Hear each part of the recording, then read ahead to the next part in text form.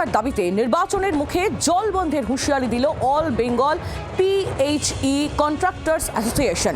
সংগঠনের অভিযোগ, কেন্দ্রের জল জীবন মিশন প্রকল্পের কাজ সম্পূর্ণ করেও টাকা প্রায় 9,000 কোটি টাকা বকেয়া রয়েছে। পাশাপাশি আগের নির্বাচনগুলিতে পরিশ্রুত পানীয় জল সরবরাহ বাবদ এখনো মেলেনি প্রায় 350 কোটি টাকা।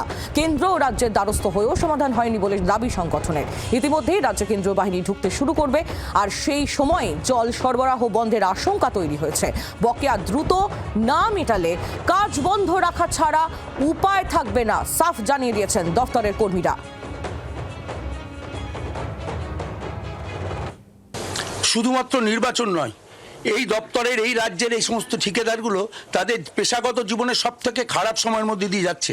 সরকারের ড্রিম প্রজেক্ট JJM জল জীবন মিশন, তার মাধ্যমে এই মানুষগুলোকে গত 24 সালের অগাস্টের পর থেকে কোনো পেমেন্ট করা হয়নি। আগামী দিনে সবচেয়ে বড় কথা শুধু ইলেকশন না, ইলেকশন আজকে যাবে, ইলেকশন চলে যাবে, কিন্তু যে মূল যে কাজটা আমরা করি এই দপ্তরের, যে গ্রামীণ মানুষকে পরিশুদ্ধ পানীয় জল দেওয়া, এই জলটাই পবিত্র কাজটা উন্নয়নের সবচেয়ে বড় কাজ বলে মনে করি। এই কাজটা আমাদের সহকর্মীরা করে থাকেন, এবং এই কাজ করতে গেলে এরাও 5-6 মাস পয়সা পায়নি।